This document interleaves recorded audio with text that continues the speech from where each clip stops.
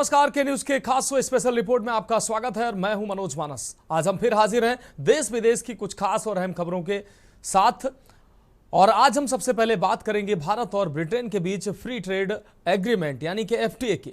वहीं देखिए, UP BJP सरकार में खटपट और फिर दिल्ली दरबार से वार्ता के बाद सुलझते मामलों की अंतर कथा पर हमारी खास रिपोर्ट। और चलते चलते बात होगी गुजरात में केजरीवाल के फोकस की। तो चलिए अब चलते हैं खबरों के विस्तार में।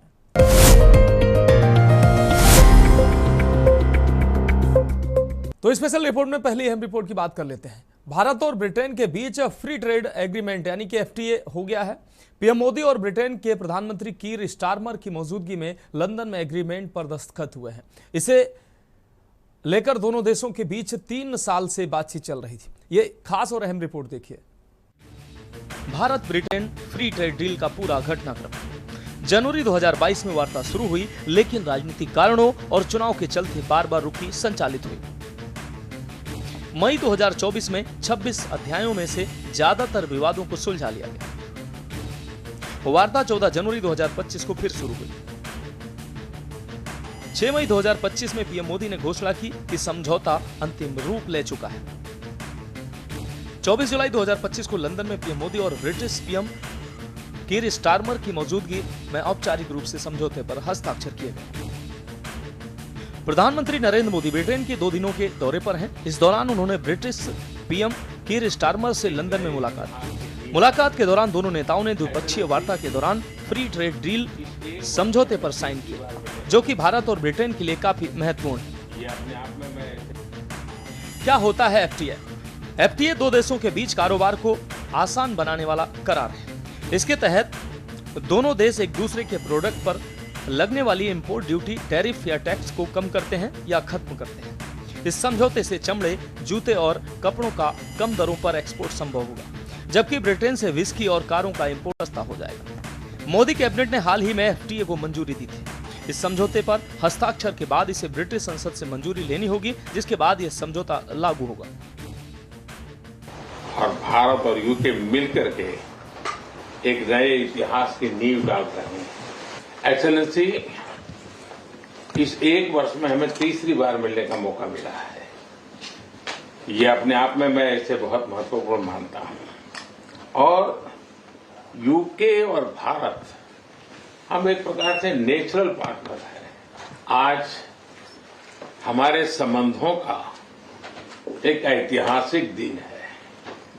आज हम दोनों देश मिलकर के पारस्परिक लाभकारी एफटीए और डबल कंट्रीब्यूशन कन्वेंशन इसको संपन्न करने जा रहे हैं। ये अपने आप में भारत और यूके भावी पीढ़ी के लिए एक बहुत मजबूत रास्ता तैयार कर रहा है। आपको बता दें कि इस मौके पर पीएम मोदी ने स्टारमर के जोरदार स्वागत के लिए आभार जताया और उन्होंने ऐतिहासिक द्विपक्षीय वार्ता के दौरान साइन किए गए फ्री ट्रेड डील की भी तारीफ की। पीएम मोदी ने कहा कि ये डील भारत के कपड़े, सी फूड को ब्रिटेन की मार्केट में नए अवसर मिलेंगे। भारत के हर वर्ग के लिए समझौता लाभकारी होगा। बहरहाल, भारत ब्रिटेन मुक्त व्यापार समझौते के लिहाज से मोदी के इस दौरे को काफी महत्वपूर्ण माना जा रहा है। टैरिफ कटौती। भारत की ओर से भारतीय निर्यात का 99% कपड़ा, चमड़ा, जूते, रत्न, इंजीनियरिंग सामग्री यूके में 0 शुल्क पर जाएगा। ब्रिटेन की ओर से यूके निर्यात का 90% टैरिफ रहित, जिसमें 85% अगले 10 सालों में पूरी तरह से टैक्स फ्री रहेगा। विशेष कटौती विस्की और जिन 150%, 75% तुरंत, 40% 10 वर्ष में। ऑटोमोबाइल 100% से घटाकर 10% कोटे के अंतर्गत। वहीं भारत के साथ फ्री ट्रेड डील साइन करने के बाद ब्रिटिश प्रधानमंत्री कीर स्टारमर ने कहा कि भारत के साथ एक ऐतिहासिक समझौते का मतलब ब्रिटेन में रोजगार, निवेश और विकास है। इससे ब्रिटेन में हजारों नौकरियां पैदा होंगी। फ्री ट्रेड डील से कारोबार के नए अवसर पैदा होंगे और कामकाजी लोगों की जेब में पैसा आएगा। ये हमारी काम करने की नीति में बड़ा बदलाव है। स्पेशल डेस्क, के न्यूज इंडिया। तो स्पेशल रिपोर्ट में अब बात अगली रिपोर्ट की करेंगे। यूपी बीजेपी नेताओं और जनप्रतिनिधियों की सरकार के मुखिया से नाराजगी सबको पता है, लेकिन खुली जुबान से कोई कुछ बोलता नहीं है। कभी कभी तो लगता है कि बहुत जल्द ही कुछ बड़ा बदलाव होने वाला है, लेकिन दिल्ली दरबार के हस्तक्षेप के बाद अचानक माहौल ही बदल जाता है। लोग तो अब ये भी कहने लगे हैं कि कुछ भी हो जाए, दिल्ली दरबार माहौल बनाता भी है और फिर अचानक अपने पैतरे से चेंज भी कर देता है। दिल्ली दरबार की सेटिंग के बगैर एक पत्ता भी इधर से उधर नहीं हो सकता है, लेकिन इन सब के बीच मुख्यमंत्री योगी आदित्यनाथ की लोकप्रियता एक बड़ी वजह बन जाती है। यह हम रिपोर्ट देखिए। शायद आपको ये याद होगा कि योगी 1.0 सरकार में विधानसभा सत्र के दौरान अपनी सरकार के खिलाफ लगभग 90 से ज्यादा अधिक विधायक लामबंद हो गए थे। कारण सामने आया कि इन विधायकों की जिले के अफसर सुनते नहीं, जिसे लेकर विधायक धरने पर बैठ गए थे। लेकिन अचानक आधे घंटे में ही धरने पर बैठे सभी विधायक बिना कुछ बोले अपने स्थान को प्रस्थान कर गए। बताया जाता है कि दिल्ली दरबार से एक फोन कॉल पर धरना समाप्त हो गया और जो धरने के मास्टरमाइंड थे उन लोगों की एक नहीं चली और अंत में उनमें से कईयों के 2022 में टिकट भी कट गया। लिहाजा आज उनका राजनीतिक करियर हाईसे पर है। केंद्रीय नेतृत्व की ये जिम्मेदारी बनती है कि वो कहीं रिफ्ट हो, कहीं मतभेद हो, कहीं आपस में टकराव की स्थिति हो तो उसमें हस्तक्षेप करे और स्थितियों को सामान्य करे।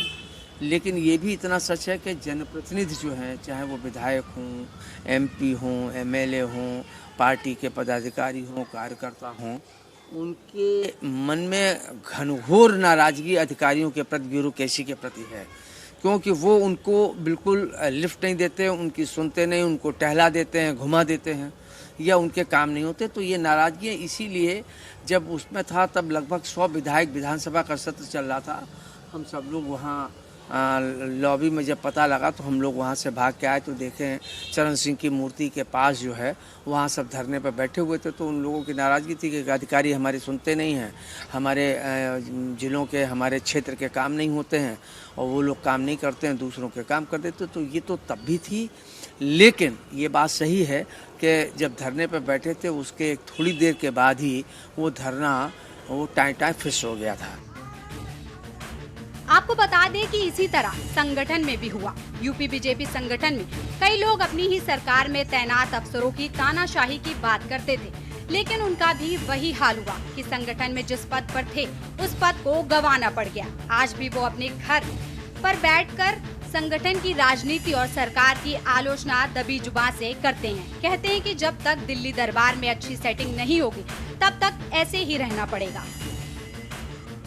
भारतीय जनता पार्टी है और भारतीय जनता पार्टी राष्ट्रीय पार्टी है।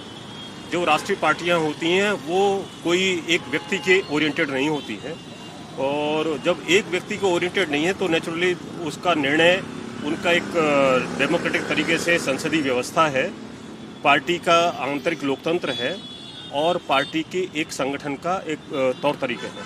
जब उस पार्टी के संबंध कोई विषय होगा तो उसी एक जो फॉर्मेट है उसमें जाएगा, गुजरेगा और उसी से निकल के ही कोई निर्णय, कोई भी समाधान और कोई भी व्यवस्था आएगी।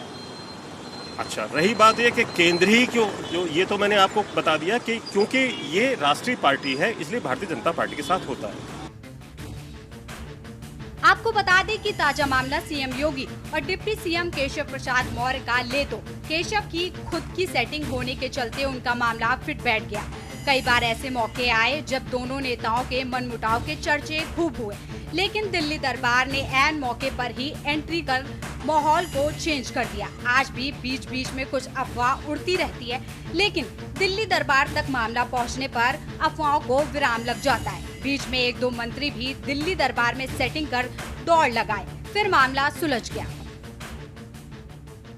निश्चित रूप से केंद्र कोई भी मामला हो, खाली यही क्यों ले लें, संगठन में भी होता है तो दिल्ली से उनको दिशा निर्देश आ जाते हैं, टेलीफोन आ जाता है और कह दिया जाता है कि आप शांत बैठिए, इसको हम देखेंगे, इसको हम शार्ट आउट कर देंगे।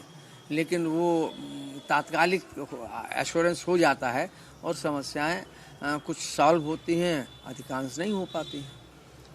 मामला अगर देखा जाए सीएम और डिप्टी सीएम केशव प्रसाद मौर्य का जिक्र किया जाए तो मामला इनका भी जो है कहीं ना कहीं दिल्ली ही जाके फिर रुक जाता है। ये बड़ा दिलचस्प सवाल है, क्योंकि ये जब योगी जी मुख्यमंत्री बने ये तब से ये रिफ्ट चली आ रही है और केंद्र तब से वो इसको मतलब जो है पैच वर्क लगाता जा रहा है। पैच वर्क कम से कम 100-200 लग गए होंगे, लेकिन समाधान नहीं निकल पाया। आज भी वही स्थिति बनी हुई है। वहीं अभी हाल ही में केसरगंज के पूर्व सांसद ब्रजभूषण शरण सिंह का ही मामला देख लीजिए। ब्रजभूषण खुले मंच और मीडिया में खुलकर सीएम योगी की खिलाफत करते थे। कहा जाता है कि ब्रजभूषण की सेटिंग दिल्ली दरबार में मजबूत है, इसलिए वो खुलकर यूपी सरकार की आलोचना करते थे और मीडिया में विपक्षी दल के नेता की तारीफ करते थे। बता दें कि अंत में ये भी कह देते थे कि विपक्ष के कई नेताओं से मेरे पर्सनल संबंध है, लेकिन अचानक ही 5 कालिदास आवास यानी सीएम योगी से मिलने पहुंच गए। अब कहा जा रहा है कि दिल्ली दरबार ने जो मनमुटाव था वो खत्म करवा दिया। 3 साल बाद दोनों की बातचीत शुरू हो गई। एक हम लोग थोड़ा सा बैकग्राउंड में चले जाएं। ब्रजभूषण शरण सिंह राजनेता के रूप में करीब 32 साल से वह संसदीय प्रतिनिधि के जनप्रतिनिधि के रूप में रहे हैं और वह भी एक ऐसी व्यवस्था का शिकार हुए कि उनको जो अपेक्षा करते हैं वो नहीं प्राप्त हुआ है। अब जब उनको इधर ये घटनाक्रम, क्योंकि कुछ ऐसी चीज़ें भी हो गई थी जो पार्टी को और समाज को और सिस्टम को नहीं, क्योंकि जब कुश्ती संघ के अवसर होते रहे, जो विवाद चर्चा है, जो विषय आए, उन विषयों को लेकर के वो एक जिस तरह से फंसे थे उसमें, क्योंकि वो जुडिशरी का मामला था, वो पुलिस का मामला था, दूसरे एजेंसीज का मामला था, उसमें बहुत कुछ किया नहीं जा सकता था। अब जब वो उसके बाद निकले, उसके बाद लोकसभा का चुनाव हुआ, अब ऐसे में ये अच्छा हुआ क्योंकि 35-32 साल से किसी व्यक्ति के पत्नी जीते या स्वयं जीते या उनके ही हाथ में हो, तो राजनीतिक किसी छोटी घटना को लेकर के आप राजनीतिक नुकसान भी नहीं उठाया जा सकता है। इसलिए उनके बेटे को टिकट दिया और वो लोकसभा का सदस्य बन गए। बहरहाल अब मामला साफ है कि दिल्ली में बैठे बीजेपी के बड़े नेता की परिक्रमा से दुश्मनी दोस्ती में बदल जाती है और जो बात नहीं माना उसके राजनीतिक सफर पर विराम लग जाता है। भले ही चर्चा हो कि सीएम योगी से दिल्ली दरबार नाराज है, ऐसी तमाम घटनाओं को देखने के बाद अब नेताओं की आंख खुलने लगी है कि यूपी सरकार से दिल्ली दरबार नाराज नहीं है, बल्कि समय समय पर मुख्यमंत्री की हर संभव मदद करता है और जो लोग नाराज होते हैं उनकी भी नाराजगी दूर करने का काम करता है, यानी आपसी सामंजस्य बैठा देता है। उत्तर प्रदेश बीजेपी संगठन हो या उत्तर प्रदेश सरकार हो, कहीं न कहीं एक ऐसा मामला आता रहता है कि सरकार से कुछ जनप्रतिनिधि नाराज हैं और संगठन के लोग भी सरकार के रवैये से, खासकर अफसरशाही से नाराज हैं। लेकिन इन सब के बीच में अगर कोई एक कड़ी है जो समझौते भी करवाती है और अगर बात नहीं मानी गई तो वो इसकी राजनीति हाशिए पे डालने का भी काम करती, वो है दिल्ली दरबार। देखिए, दिल्ली दरबार में अभी हाल ही में कुछ ऐसे नेताओं की एंट्री हुई जहां पे जाके लोग मिले और फिर उनका मामला सुलझ गया। वहीं कुछ लोग ऐसे भी हैं जिनका मामला आज तक नहीं सुलझा है। तो स्पेशल रिपोर्ट में फिलहाल वक्त एक ब्रेक का है, ब्रेक के बाद अगली रिपोर्ट की बात करेंगे।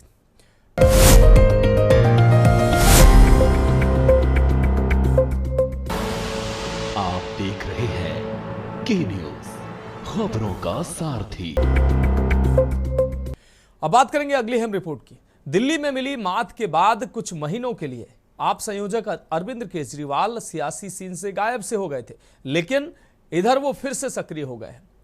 पहले उन्होंने बिहार में अलग चुनाव लड़ने का ऐलान किया और अब उनका जोर गुजरात पर है। ये खास रिपोर्ट देखिए।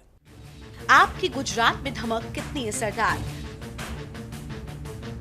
आपने गुजरात को मॉडल बनाकर 2027 विधानसभा चुनाव की तैयारी तेज कर दी है। बता दें कि आपने गुजरात जोड़ो अभियान शुरू किया है। किसान, अर्बन, वर्कर, युवा और महिला वर्ग के लिए बिजली, रोजगार, महिला भत्ता और पीएसए जैसी घोषणाएं की जा रही हैं। बता दें कि इन घोषणाओं से स्पष्ट है कि आप गुजरात को अगले बड़ा रणनीतिक भूमि मान रही है। और 2027 के विधानसभा चुनावों की तैयारी कर रही है। बता दें कि अरविंद केजरीवाल के लिए उपचुनाव में 2 सीटें जीत लेना वास्तव में जोश हाई करने वाला रहा। ये जीत दिल्ली की हार की भरपाई तो नहीं कर सकी, लेकिन काफी अहमियत रखती है। दोनों जीत का महत्व भी अलग अलग है। लुधियाना वेस्ट की जीत अलग महत्व रखती है और विसावदर की जीत बिल्कुल अलग। विसावदर गुजरात की वो विधानसभा सीट है जिसे जीतने के लिए भारतीय जनता पार्टी ने तमाम हथकंडे अपनाए, लेकिन फेल रही। अरविंद केजरीवाल ने विसावदर में बीजेपी की कमजोर नस पकड़ ली और ऐसा वार किया कि काम हो गया। बहुत ज्यादा न सही, लेकिन विसावदर की जीत ने अरविंद केजरीवाल को गुजरात के लोगों का मूड समझने का मौका दे ही दिया। आपके लिए विसावदर की जीत का बड़ा महत्व।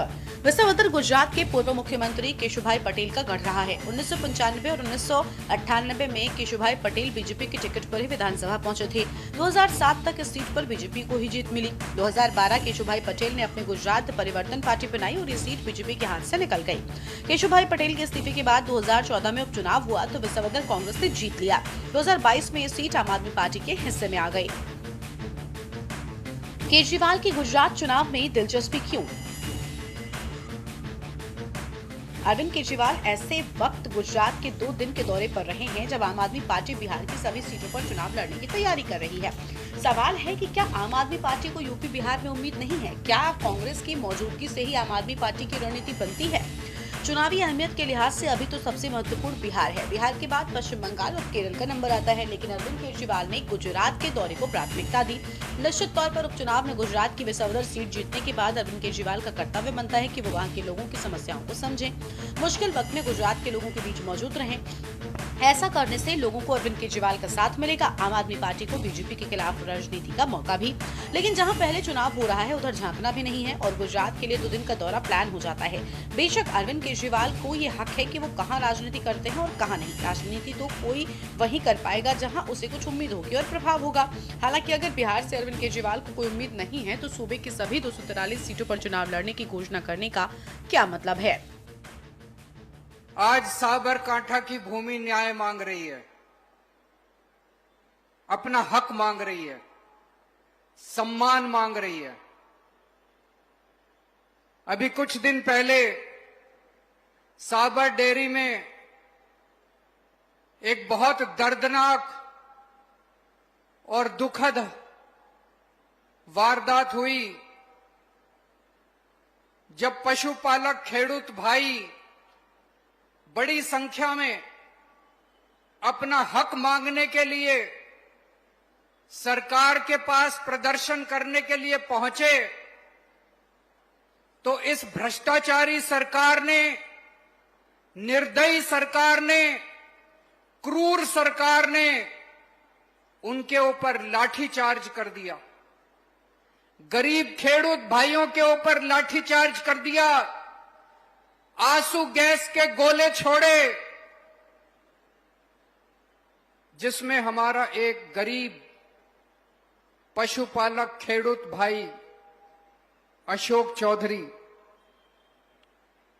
वो हमें छोड़ के चला गया। दोस्तों, ये इतनी गंदी सरकार है। मेरे को पता चला दिल्ली के अंदर कि एक खेडूत भाई की मौत हो गई प्रदर्शन करते हुए। मैंने भगवंत मान साहब से बात की। भगवंत मान किसान के बेटे हैं, इनकी भी खेती की जमीन है पंजाब में, आज भी इनका परिवार खेती करता है। पंजाब में हमारी सरकार खेडूत भाइयों के लिए खूब काम कर रही है। हम तुरंत टिकट कटा के आप लोगों के बीच में आज आप लोगों से मिलने के लिए आए हैं, बात करने के लिए आए हैं। पशुपालक खेडूत भाई क्यों इकट्ठे हुए? उनकी क्या मांग थी? उनकी मांग थी कि साल के अंत में जो बोनस या नफा दिया जाता है, नफा बोलते हैं उसको, नफा दिया जाता है, बोनस दिया जाता है, वो उनको जायज हक दिया जाए। हर साल जून के महीने में गरीब खेडूत भाइयों को उनका नफा, उनका बोनस, उनका कमीशन दिया जाता है। इस बार जून के महीने में गुजरात सरकार ने 9.5% नफा डिक्लेयर किया। 9.5 दिया नहीं अभी तक, गलत तो नहीं कह रहा, अभी तक दिया नहीं है एक पैसा भी। 9.5% जून के महीने में उन्होंने डिक्लेयर किया। हर साल जून के महीने में पूरा पैसा आ जाता है खाते में। केजरीवाल गुजरात में इसलिए सक्रिय। उपचुनावों से मिली सफलता ने उन्हें आश्वासन दिया। भ्रष्टाचार, विकास व किसान, युवा मुद्दों को उठाकर सियासी वैकल्पिक विकल्प बन रहे हैं। कांग्रेस को पीछे छोड़कर विपक्षी भूमिका में पदार्पण करना चाहते हैं। स्थानीय रैलियां व मुद्दों पर फोकस से आपकी राजनीति गुजरात में गहराई पकड़ रही है।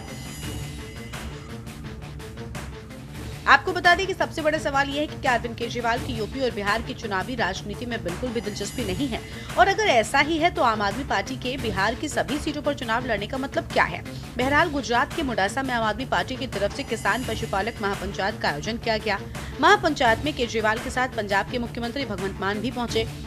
बता दें कि गुजरात दौरे की पूर्व संध्या पर केजरीवाल ने सोशल साइट एक्स पर लिखा था कि वो गुजरात में अपने दूध के उचित दाम मांग रहे किसान पशुपालकों को सपोर्ट करेंगे। अरविंद केजरीवाल ने लिखा, गुजरात में अपने दूध के उचित दाम मांग रहे किसान पशुपालकों के प्रदर्शन पर बीजेपी सरकार ने लाठीचार्ज कर दिया। एक किसान की मौत हो गई। घोर भ्रष्टाचार के खिलाफ आवाज उठाने पर आम आदमी पार्टी के नेता चैतवर वसावा को गिरफ्तार कर लिया गया। केजरीवाल का कहना है कि 30 साल शासन करने के बाद आज गुजरात में बीजेपी का अहंकार और भ्रष्टाचार चरम पर है। बता दें कि जिन दिनों अरविंद केजरीवाल पंजाब में लुधियाना वेस्ट उपचुनाव की तैयारी में जुटे थे, आम आदमी पार्टी के अगले 2 साल के चुनाव प्लान को लेकर खबर आई थी। बताया गया कि आने वाले 2 सालों में देश में जितने भी विधानसभा चुनाव होंगे, आम आदमी पार्टी लड़ेगी। रिपोर्ट के मुताबिक चुनावी राज्यों को 2 कैटेगरी में बांटा गया है। एक कैटेगरी वो राज्य रखे गए हैं जहां अरविंद केजरीवाल खुद चुनाव कैंपेन को लीड करेंगे। दूसरी कैटेगरी में वो राज्य शामिल है जहां आम आदमी पार्टी क्षेत्रीय नेताओं के भरोसे चुनाव लड़ेगी। और खास बात यह है कि बिहार को दूसरी कैटेगरी में रखा गया है।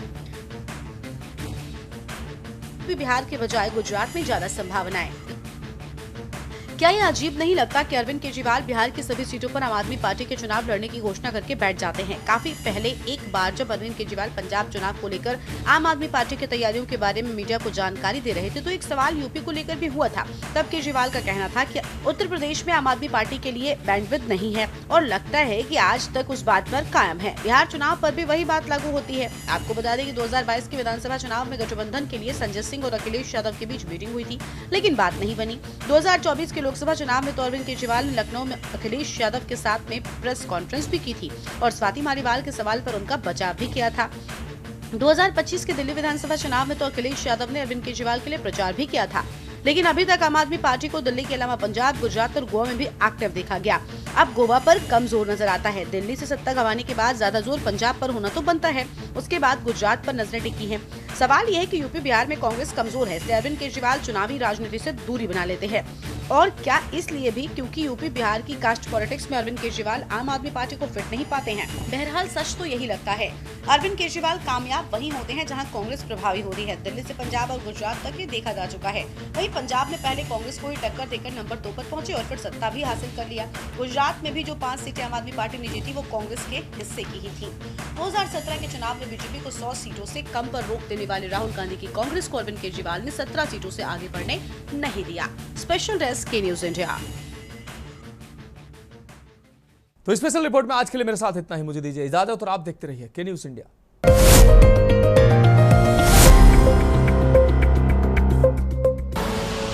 आप देख रहे हैं के न्यूज, खबरों का सारथी।